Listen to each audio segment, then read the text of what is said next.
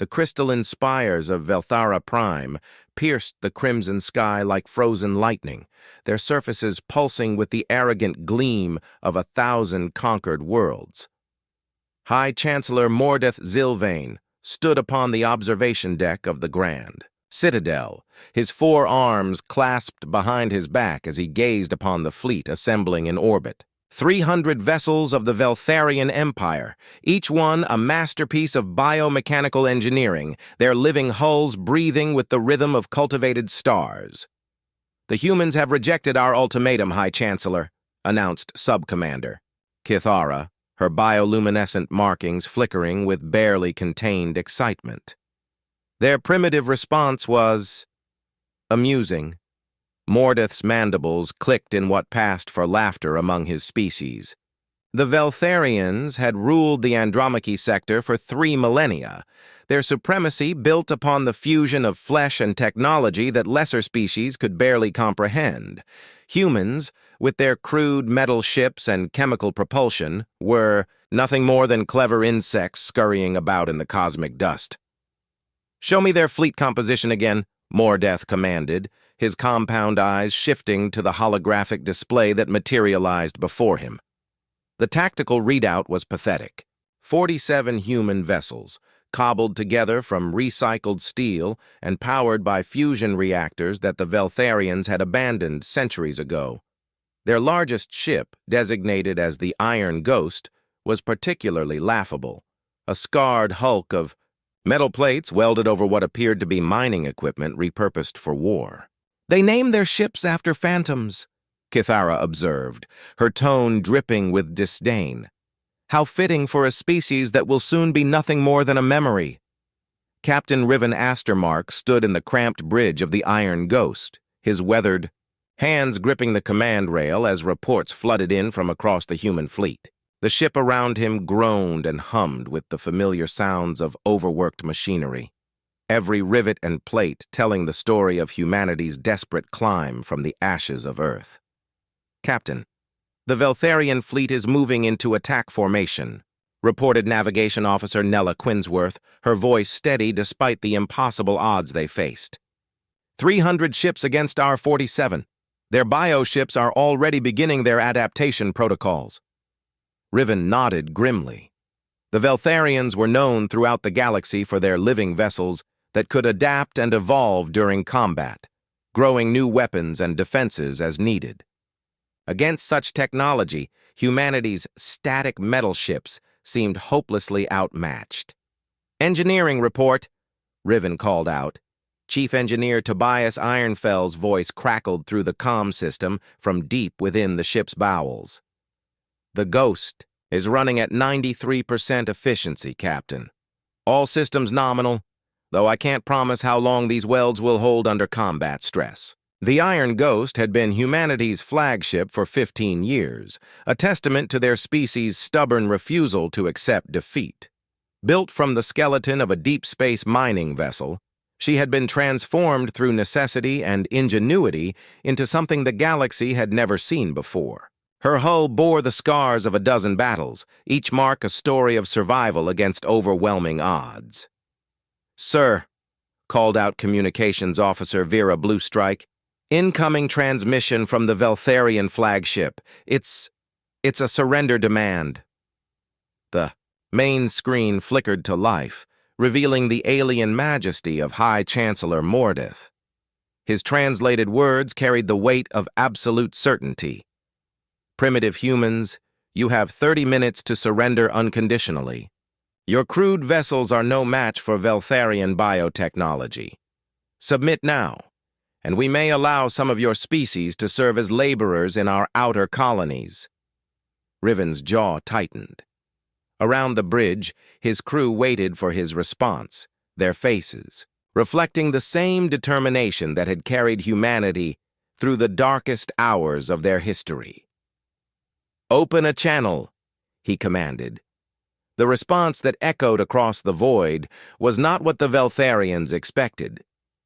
Captain Riven Astermark's voice carried no fear, no desperate pleading, only the cold certainty of a predator sizing up its prey. "High Chancellor Mordeth, This is Captain Astermark of the Terran vessel Iron Ghost. We've reviewed your terms and have prepared our counteroffer. A pause that stretched across the darkness between fleets. Go to hell. On the bridge of the Veltharian flagship Kithmora's Embrace, the bioluminescent panels pulsed with agitation. High Chancellor Mordeth's four arms gestured dismissively as he terminated the communication link.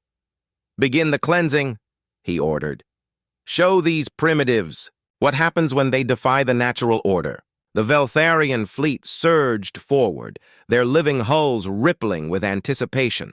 Bioships stretched and morphed, extruding weapon pods and defensive membranes.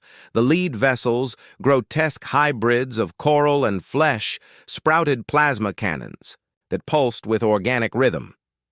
Aboard the Iron Ghost, alarms began their familiar wail. Captain Astermark moved with practiced efficiency, his years of combat experience evident in every gesture. All hands to battle stations. Weapons prepare for engagement sequence Omega-7. Navigation, take us into the asteroid field bearing 27 Mark 5. Sir, Nella questioned, that puts us right in their path. We'll be surrounded. Exactly where we want to be, Riven replied, a predator's smile crossing his scarred features. The Iron Ghost banked hard to starboard, her hull plates groaning under the stress. Unlike the graceful bioships of the Veltharians, she moved like a wounded beast, ugly, brutal, but undeniably purposeful. Behind her, the human fleet scattered, into seemingly random formations, their movements appearing panicked to Veltharian observers. Foolish, Sub-Commander Kithara observed from her position on the flagship's bridge. They flee in all directions like terrified prey. But High Chancellor Mordeth's compound eyes narrowed as he studied the tactical display. Something felt wrong. The human movement seemed chaotic, but there was an underlying pattern he couldn't quite grasp. The first salvo from the Veltharian fleet painted space in brilliant colors, plasma streams, bioelectric arcs, and living projectiles that writhed through the void seeking their targets. The Iron Ghost twisted between the attacks with surprising agility for such a massive vessel, her hull plates actually opening to vent excess heat and energy. Direct hit on human vessel Defiant Spark, reported a Veltharian tactical officer. The ship it's still operational? How is that possible? On the Defiant Spark's bridge, Captain Lyra Steelwright wiped blood from her forehead as damage reports flooded in.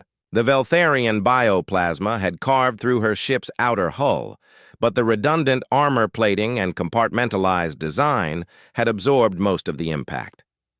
Hull breach on decks 7 through 9, her engineer reported. Sealing with emergency. Bulkheads. We're venting atmosphere, but life support is holding. Return fire, Lyra commanded. Show them what human engineering can do. The Defiant Spark's weapons were crude by galactic standards. Magnetic accelerators that hurled chunks of metal at significant fractions of light speed. But crude didn't mean ineffective. The tungsten projectiles struck the Veltharian bioship with devastating force, punching through its adaptive membranes faster than the living hull could respond. The Veltharian vessel convulsed as its biosystems tried to heal the damage, but the kinetic projectiles had caused massive internal trauma. Green ichor leaked from the wounds as the ship began to list. Impossible, breathed Sub-Commander Kithara. Their weapons are too primitive to penetrate our bioadaptive hulls. But High Chancellor Mordeth was beginning to understand. The human weapons weren't sophisticated. They were simply too fast and brutal for biological systems to adapt to in real time. Where Veltharian bioweapons relied on energy and adaptation, human weapons relied on raw, unstoppable kinetic force.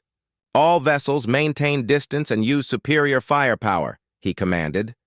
Do not close to boarding range. The order came too late. The Iron Ghost had already disappeared into the asteroid field, vanishing among the tumbling rocks like a predator, entering tall grass. The other human ships, rather than fleeing, had taken up positions among the asteroids as well. Contact lost with the Iron Ghost, reported the Veltharian sensor operator. The asteroids are interfering with our bioscans. From within the field, Captain Astermark watched the Veltharian fleet spread out in hunting formation. His crew worked with quiet efficiency, their movements precise and economical. Every system on the Iron Ghost had been pushed to its limits and beyond, held together by the ingenuity and determination that defined humanity. "Tobias, how are we looking on the special modifications?" Riven asked through the comm. The chief, engineer's voice carried a note of grim satisfaction. "The mining charges are armed and ready, Captain. 15 years of asteroid harvesting is about to pay off." The asteroid field of Kepler's Rest had been humanity's salvation 15 years ago, providing the raw materials needed to build their fleet from nothing. Now it would serve a different purpose. Captain Astermark studied the tactical display, as Veltharian bioships prowled the edges of the field like cautious predators. "They're afraid to come in after us," observed Weapons Officer Maxime Voidripper, his fingers dancing across the targeting console. "Smart of them." "Not smart enough," Riven replied. "Navigation, bring us around to position Delta 4. Maintain stealth protocols." The Iron Ghost drifted between the massive asteroids like a ghost indeed, her hull temperature matching the cold rock around her. The ship's mining heritage served her well here. Every crew member had spent years navigating these treacherous fields, knowing every current and gravitational anomaly. High Chancellor Mordeth paced the bridge of his flagship, his forearms clasped in frustration. The humans had vanished into the asteroid field like smoke, and his bioships were reluctant to pursue. The living vessels sensed something wrong about the debris field, their organic sensors detecting traces of exotic compounds that made them recoil instinctively. "Sub-Commander Kithara, take 50 vessels and sweep the field. Drive them out into open space where our superior numbers can finish them." Kithara's bioluminescent markings flickered with uncertainty. "High Chancellor, the bioships are exhibiting unusual stress responses to the asteroid field. Perhaps we should wait for them to emerge." 50 ships against one damaged human vessel. Mordeth's mandibles clicked with annoyance. "Even primitives cannot overcome such odds. Execute the order." The Veltharian formation entered the asteroid field in a wide search pattern, their bioships extending sensor tendrils to probe the darkness. The living vessels moved with organic grace, flowing around obstacles like water, but their crews noted the strange readings that seemed to emanate from the asteroids themselves. Deep within the field, Chief Engineer Tobias Ironfell monitored his instruments with the satisfaction of a master craftsman. For 15 years, humanity had been mining these asteroids, but they hadn't just been extracting metals and rare elements. They had been preparing. "Charges placed and armed throughout sectors 7 through 15, he reported to Captain Astermark. "Just like we planned." "And the special surprise?" Riven asked. Tobias's grin was visible even through the comm system. "The gravitational resonance charges are positioned and ready. When they detonate, they'll turn this entire field into a weapon, the eye."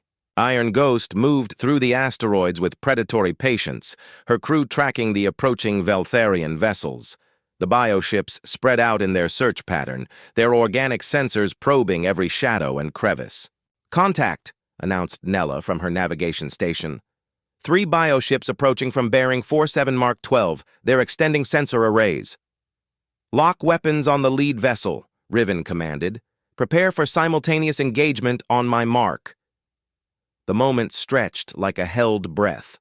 The Veltharian bioships drifted closer, their sensor tendrils reaching out like grasping fingers. On the lead vessel, the Flesh Garden, Sub-Commander Kithara studied the sensor readings with growing unease. "There's something wrong here," she muttered to her tactical officer. "These asteroids, they're not natural formations.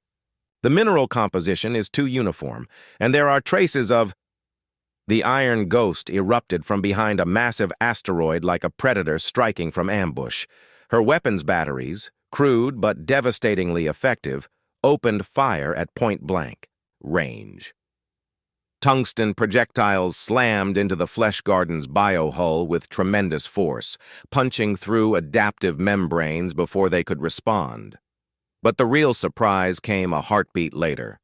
Throughout the asteroid field, carefully placed charges detonated in sequence, fracturing massive rocks into hurtling projectiles. The gravitational resonance devices activated simultaneously, creating localized gravity wells that pulled the shattered asteroids into deadly streams of debris. "It's a trap!" Kithara screamed as her ship was battered by a hurricane of stone and metal. "They've weaponized the entire field!" The other Veltharian vessels found themselves caught in a storm of their own making. The asteroids they had been using for cover were now fragmenting around them, creating a deadly maze of high-velocity debris. Their bioships, evolved for space combat against energy weapons, were unprepared for the brutal effectiveness of kinetic bombardment on this scale. "All vessels, emergency extraction," Kithara ordered, but it was already too late. The gravitational wells were pulling everything toward predetermined focal points, turning the Veltharian ships into targets in a cosmic shooting gallery. The Iron Ghost danced through the chaos with practiced ease, her crew anticipating every shift in the debris field. This was their territory, their carefully prepared killing ground, and they moved through it like apex predators in their natural habitat. 17 confirmed kills, reported Maxim from Weapons. The bioships can't adapt fast enough to the kinetic barrage. Captain Astermark watched the tactical display with grim satisfaction. The Veltharians had expected to face primitive humans wielding crude weapons. Instead, they had encountered something far more dangerous. A species that had learned to turn their limitations into advantages, their desperation into deadly cunning. "Signal the fleet," he commanded. "Phase 2 is a go. Time to show them what human ingenuity really looks like." The debris field continued its deadly dance as the surviving Veltharian vessels struggled to escape the trap. Sub-Commander Kithara's ship, the Flesh Garden, limped through the chaos with massive breaches in its biohull, green ichor streaming from wounds that couldn't heal fast enough to matter. "Damage report," she commanded, her 4 arms working frantically at damage control stations. 17 hull breaches, primary bio-neural network severed in 6 locations, and we've lost 30% of our adaptive membrane mass, her chief engineer reported, his bioluminescent markings pulsing with distress. "The ship is barely holding together." On the bridge of his flagship, High Chancellor Mordeth watched in horrified fascination as his perfectly ordered battle plan disintegrated. 37 of his finest bioships had been destroyed or crippled by what should have been a simple sweep operation. "How?" he demanded of his tactical officer. "How did they anticipate our movements so precisely?" The answer came from an unexpected source. Communications Officer Zethral, monitoring human transmissions, suddenly stiffened with realization. "High Chancellor, I'm detecting organized chatter across all human frequencies. They're not just communicating, they're coordinating like a hive mind." The truth was simpler and more terrifying than the Veltharians could imagine. For 15 years, the human crews had worked together in these asteroid fields, developing an intuitive understanding of 3-dimensional combat that no amount of biotechnological superiority could replicate. They didn't need sophisticated coordination systems. They thought and moved as one through hard-earned experience. "Captain," Astermark's voice crackled across the human fleet's communication network. "Iron Formation, execute sequence Gamma 9. Let's show them what happens when they corner Earth's children." Throughout the asteroid field, human ships emerged from concealment with predatory precision. The Defiant Spark, hull-scarred but weapons operational, appeared above a cluster of confused Veltharian vessels. The Stellar Nomad rose from beneath a massive asteroid, her mining charges creating a lethal cloud of shrapnel. One by one, 47 human ships revealed themselves, and the Veltharians realized they weren't the hunters. They were the prey. "This is impossible," Mordeth whispered, his compound eyes fixed on the tactical display. They're primitives. Their technology is centuries behind ours. But technology wasn't everything, and the Veltharians were learning that lesson in the harshest possible way. The Iron Ghost emerged from the heart of the debris field like an avenging specter, her hull scarred by countless impacts, but her weapons fully operational. She had been built for this, not for graceful space ballet, but for brutal close-quarters combat where superior firepower mattered less than superior will. All ships converge on the Veltharian flagship, Captain Astermark commanded. It's time to end this. Chief Engineer Tobias Ironfell's voice echoed through the Iron Ghost's corridors. Captain, I'm reading massive power signatures from the Veltharian flagship. They're preparing some kind of bioweapon. On the Kithmora's embrace, High Chancellor Mordeth had made his decision. If primitive humans could threaten the supremacy of the Veltharian Empire, then they would witness the true power of biotechnological evolution. Activate the Genesis protocols, he commanded, his voice carrying the weight of absolute authority. Transform the flagship into combat configuration. The massive bioship began to convulse and change, its hull rippling as dormant genetic sequences activated. Weapon pods erupted from its flesh like malignant growths, while defensive membranes thickened into armor plating that pulsed with its own heartbeat. The ship grew larger, more monstrous, becoming something that was more weapon than vessel. My God, breathed Navigation Officer Nella as she watched the transformation through the Iron Ghost's sensors. It's becoming some kind of living battleship. Good, Captain Astermark replied grimly. That just makes it a bigger target. The transformed flagship opened fire with weapons that bent the laws of physics, bioplasma streams that writhed through space seeking their targets, and energy fields that could dissolve matter at the molecular level.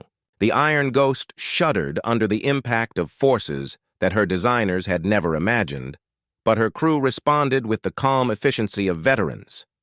Hull breaches on decks 4, 7, and 12, reported damage control. Emergency bulkheads are holding, but we can't take many more hits like that. We don't need to, Riven replied. Weapons. Target their primary bioneural cluster. Maximum penetration rounds.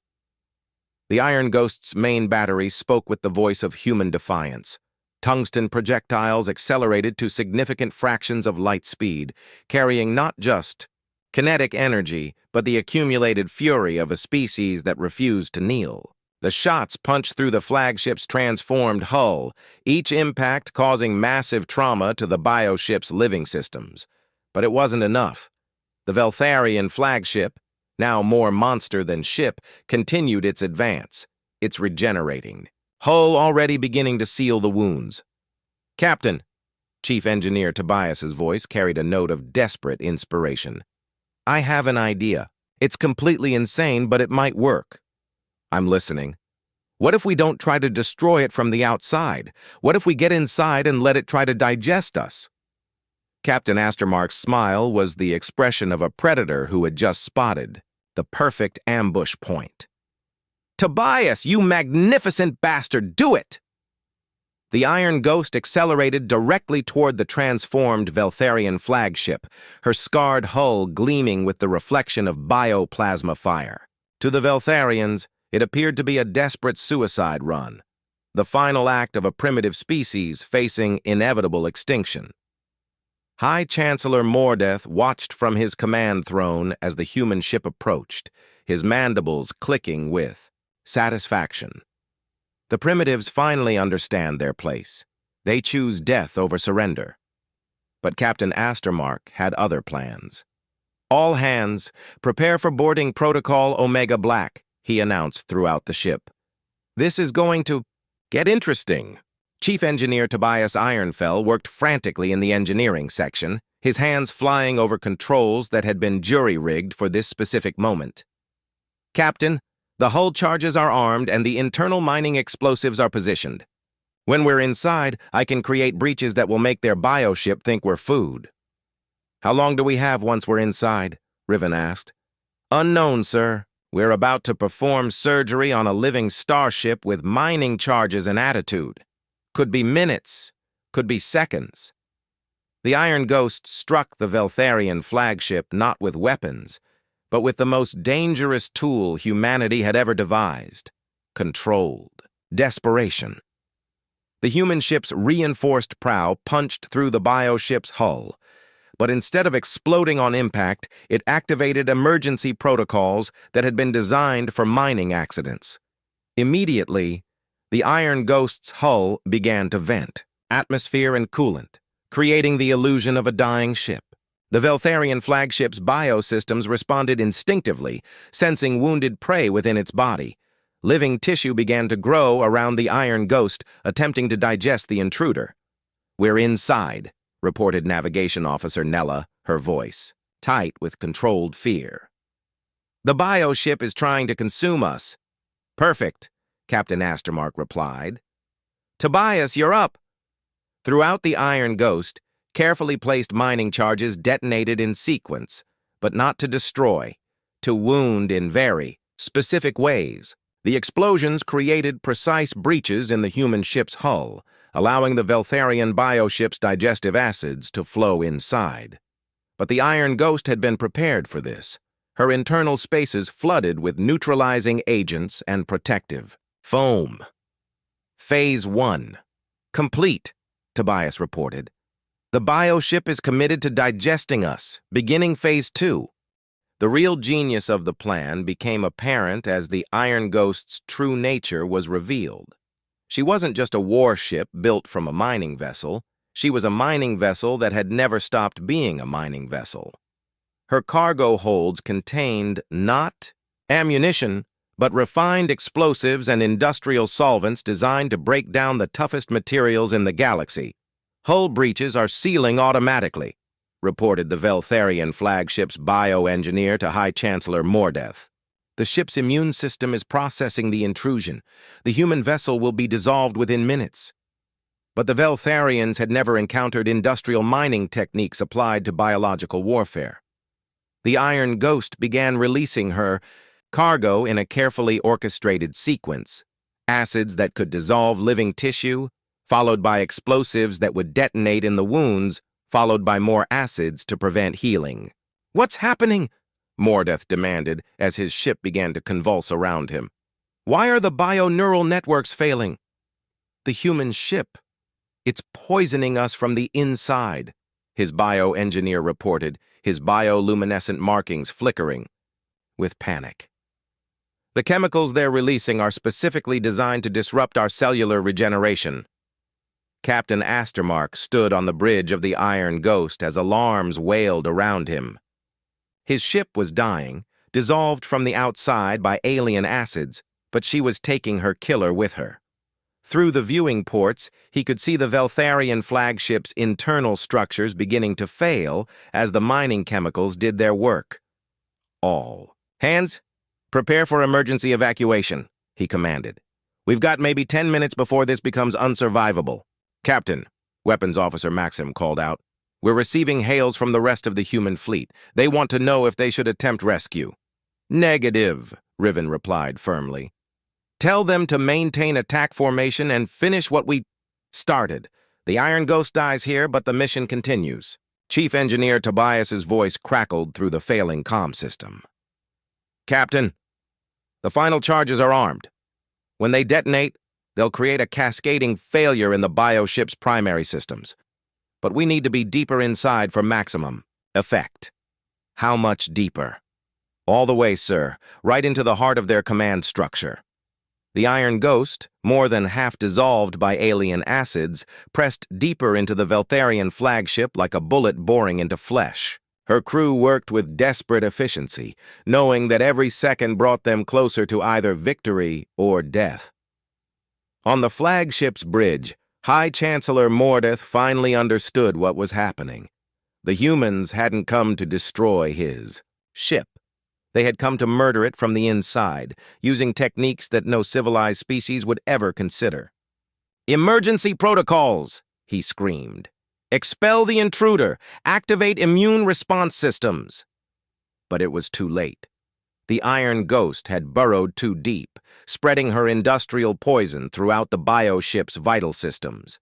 The Veltharian flagship wasn't just dying, it was being methodically executed by creatures who understood that sometimes the only way to kill a god was to climb inside its mouth and detonate yourself. 30 seconds to final detonation, Tobias reported. It's been an honor serving with you all. Captain Astermark looked around his dissolving bridge at the crew who had followed him into the impossible and never asked for anything but the chance to fight. The honor was mine. Iron Ghost crew, prepare for final protocol. The charges detonated deep within the Veltharian flagship's bio-neural core, and the most advanced warship in the galaxy died screaming. The death of the Kithmora's embrace was unlike anything the galaxy had ever witnessed. The massive bioship didn't simply explode, it convulsed in agony as its neural networks fired chaotically, its dying screams transmitted across every communication frequency in the system. The remaining Veltharian fleet watched in horror as their flagship, their symbol of biological supremacy, writhed and collapsed like a poisoned animal. Sub-Commander Kithara, her own ship barely functional after escaping the asteroid field, stared at the tactical display in disbelief. How? How did primitives destroy a Genesis-class bioship? The answer came from the wreckage itself, as the flagship's hull dissolved, revealing the melted skeleton of the Iron Ghost embedded in its heart like an iron nail driven through living flesh. The Veltharians began to understand. The humans hadn't fought with superior technology or overwhelming numbers. They had fought with something far more dangerous, the willingness to sacrifice everything to protect what they valued. All vessels, emergency retreat to the outer system, Kithara commanded, her voice breaking with defeat. Signal the Dominion Council. Tell them the humans are not what we believed. But Captain Lyra Steelwright of the Defiant Spark had other plans. Her voice crackled across the human fleet's communication network. Negative on the retreat, Veltharian. We're not done here. The remaining human ships, scarred and battered but still operational, moved with renewed purpose. They had witnessed their flagship's sacrifice, seen their captain and crew die to prove that even gods could bleed. Now they would finish what the Iron Ghost had started. This is Captain Steelwright assuming fleet command, Lyra announced. All ships, attack formation Delta. Show them what happens when you threaten Earth's children. The battle that followed would be remembered throughout the galaxy as the moment when the natural order changed forever. 46 human ships, each one held together with determination and salvaged parts, systematically dismantled what remained of the Veltharian fleet. Their weapons were crude, their tactics unrefined by galactic standards, but their fury was absolute. The Veltharian bioships, evolved for combat against civilized opponents, found themselves helpless against an enemy that fought without honor, without mercy, and without the slightest concern for the rules of engagement. The humans used debris as projectiles, turned their own damaged ships into guided missiles, and employed tactics that no sane military mind would ever consider. They're using their life support systems as weapons, screamed a Veltharian tactical officer as the human ship Stellar Nomad vented its entire atmosphere to create a propulsive blast that drove her into a biocruiser at ramming speed. Within 3 hours, the Veltharian fleet had been reduced to scattered survivors fleeing toward the edge of the system. But the humans weren't content with victory. They wanted to send a message that would echo across the galaxy. Captain Steelwright stood on the bridge of the Defiant Spark, watching as her boarding party secured the few intact Veltharian vessels. Her crews were busy stripping technology and taking prisoners, but more importantly, they were gathering intelligence. "Ma'am," reported her intelligence officer, "we've accessed their communication logs. The Veltharians have been planning to enslave or exterminate 17 different species in this sector. Humans were just the first on their list." Lyra's expression hardened. The Iron Ghost's sacrifice had been about more than humanity's survival. It had been about proving that even the most advanced predators could be stopped by creatures willing to pay any price for freedom. "Send a message to all Veltharian territories," she commanded. "Tell them what happened here. Tell them that Earth remembers its enemies, and we're very good at holding grudges." The message that went out across the galaxy was simple and terrifying in its implications. The humans had not only defeated a superior force, they had done it with tactics that violated every convention of civilized warfare. More importantly, they had proven that technological superiority meant nothing against opponents who refused to accept defeat. On distant Velthara Prime, the Dominion Council convened in emergency session as reports of the disaster flooded in. High Archon Velmoth, eldest of the council members, read the tactical reports with growing horror. 300 ships, he whispered. "Our finest fleet, destroyed by 47 primitives flying scrap metal." "High Archon," interjected Councillor Zeftra, "perhaps we should reconsider our expansion into human territory. The cost may exceed—" "The cost?" Velmoth's 4 arms trembled with rage. "These primitives have humiliated the Empire before the entire galaxy. Every lesser species will see this defeat and question our supremacy. We cannot allow this insult to stand."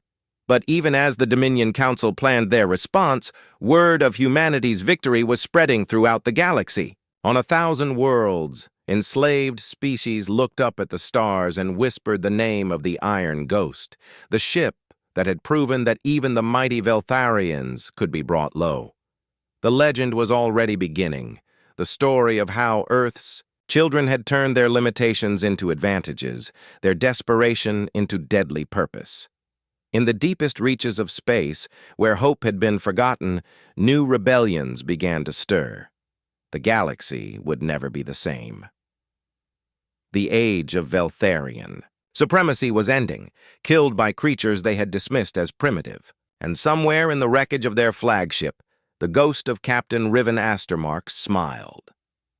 3 months after the Battle of Kepler's Rest, the galaxy trembled on the edge of revolution. The impossible had happened.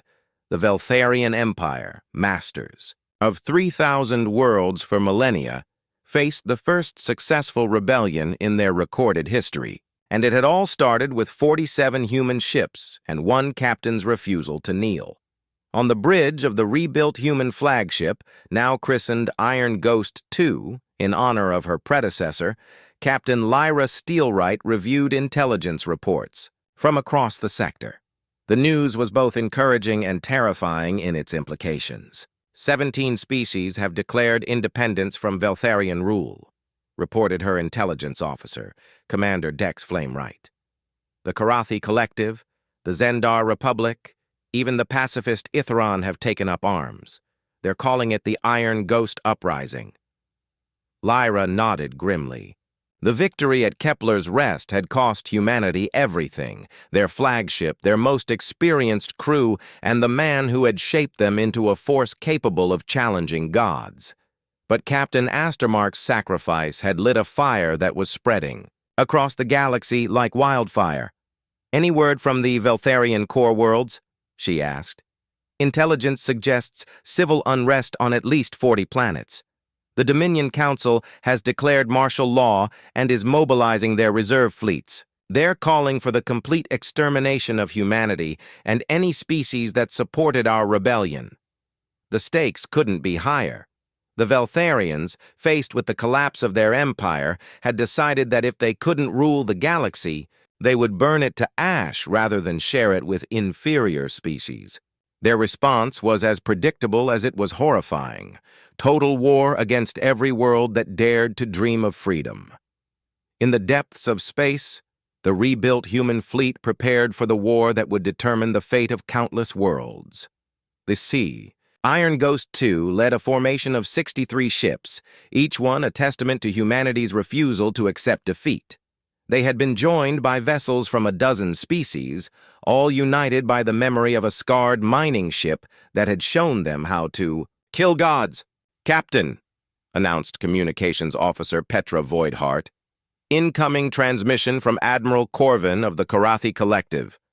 He's requesting permission to join our formation. The main screen flickered to life, revealing the insectoid features of Admiral Corvin. His translated words carried deep respect. Captain Steelwright, the Karathi Collective formally requests the honor of fighting alongside the Iron Ghost. Your predecessors showed us that even the smallest can strike down the largest if they have enough courage. Permission granted, Admiral. Welcome to the rebellion. As more Allied ships joined the formation, Lyra couldn't help but think of Captain Astermark and his crew. They had never lived to see what their sacrifice had accomplished, but their legacy was written in the stars themselves. Ma'am, Chief Engineer Marcus Ironbane's voice crackled through the comm from the engine room. We're receiving a priority transmission from Earth Command. Admiral Helena Stormforge is requesting immediate conference. The holographic projection of Earth's highest-ranking military officer materialized on the bridge. Admiral Stormforge's weathered features carried the weight of humanity's survival, and her words would determine the course of the war. Captain Steelwright, I'm transmitting the coordinates of the Veltharian staging area in the Nexus sector. Intelligence suggests they're massing their entire remaining fleet, over 2,000 ships, for a final assault on Earth and every rebel world simultaneously. Lyra felt her blood turn cold. 2,000 ships against their coalition of barely 300.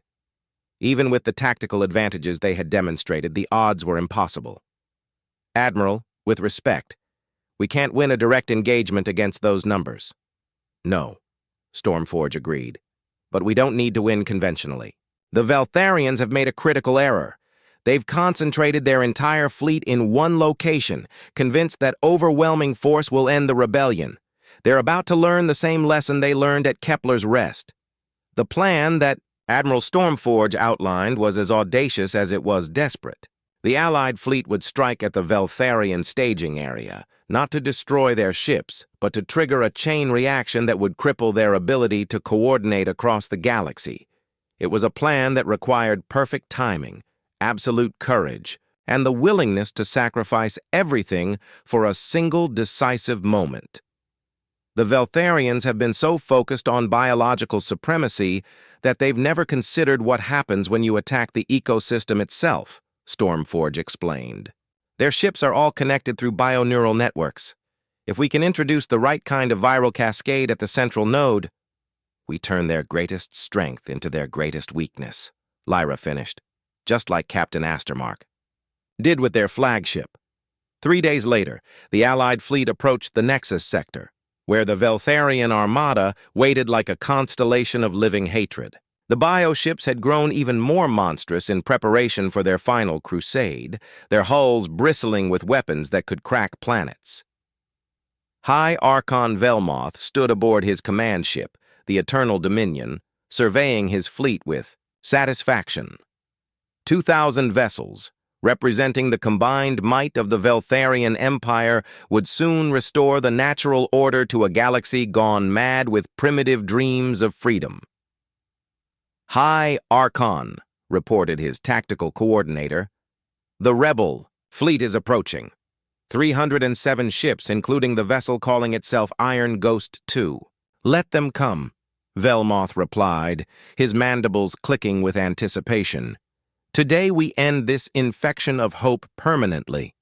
But as the human-led coalition entered weapons range, they didn't attack with conventional tactics. Instead, they released thousands of small pods, each one containing a specialized payload developed from the mining techniques that had killed the Kithmora's embrace. What are those devices? Demanded Velmoth, as the pods began to attach themselves to Veltharian ships throughout the fleet. The answer came in the form of Captain Steelwright's voice, broadcast across all frequencies. High Archon Velmoth, these are mining nanites designed to process biological materials. We've learned a lot about Veltharian biology in the past 3 months. Would you like a demonstration? The nanites activated simultaneously, not as weapons, but as miners extracting specific biological compounds from the Veltharian ship's living hulls. Within minutes, the bioships began to exhibit symptoms of massive system failures as their cellular structures were systematically harvested. "Impossible!" Velmoth screamed as his flagship began to convulse. "You cannot defeat biological perfection with crude mining equipment." "We're not defeating your perfection," Lyra replied calmly. "We're mining it. Your ships are just another resource to be processed, and humans are very good at industrial extraction." The Veltharian fleet, interconnected through their bioneural networks, experienced cascading failures as the nanites spread from ship to ship. What should have been their greatest advantage, perfect coordination, became their doom as the mining virus propagated through their entire command structure. Within hours, the most powerful fleet in galactic history was reduced to drifting hulks, their biosystems too damaged to function, but their crews still alive to witness their empire's collapse. "This is Captain Lyra Steelwright to all Veltharian territories," she broadcast across the galaxy. "Your fleet is defeated, your empire is broken, and your age of dominance is over. Any world that wishes to surrender and accept the new order will be treated with the mercy you never showed others. Any world that continues to resist will learn why we named our ship after a ghost." The response was swift and decisive. Across the galaxy, Veltharian worlds surrendered rather than face the wrath of species they had once considered primitive. The empire that had ruled for 3 millennia crumbled in a matter of weeks, brought down by creatures who had learned to turn every disadvantage into a weapon on Earth. In the rebuilt halls of the Terran Defense Council, a monument was erected to honor the crew of the original Iron Ghost. The inscription, written in 100 languages representing all the species they had helped liberate, read simply, "They called us primitive. They were wrong." Captain Riven Astermark and his crew had died believing they were making a desperate last stand. Instead, they had fired the shot that brought down an empire and lit the torch of freedom for an entire galaxy. Their ship was gone, but their ghost would haunt tyrants for millennia to come. The age of biological supremacy was over. The age of the Iron Ghost had begun. And in the deepest reaches of space, where hope had been reborn from the ashes of a mining ship, new legends were already being written by the children of Earth who had learned that sometimes the best way to kill a god is to teach it that even gods can be mined for their valuable components. The galaxy was free, and it would remember the name Iron Ghost forever.